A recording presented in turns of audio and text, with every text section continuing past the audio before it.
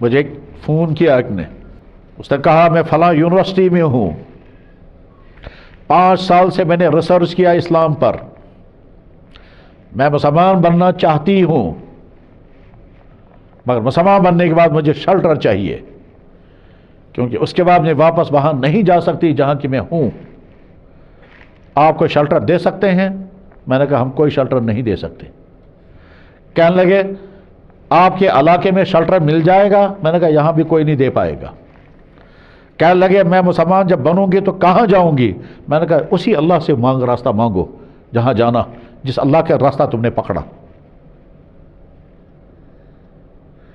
ٹھیک، 5 سال ریسرچ کرنے کے بعد اب اسے اسلام قبول کرنا ہے، لیکن آگے حالات،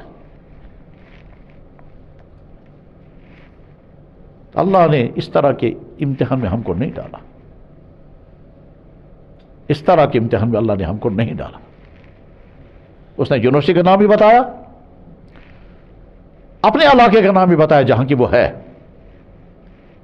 اور اپنے ماں باپ کا تعارف بھی کرایا،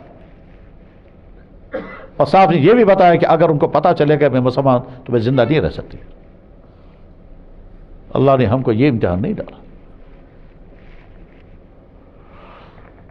یہ نعمت ایمان پر شکر، اپنی کوتاہیوں پر اللہ سے معافی، اور آئندہ صحیح مسلمان بن کر زندگی گزارنے کا ارادہ، بس یہی میسیج ہے۔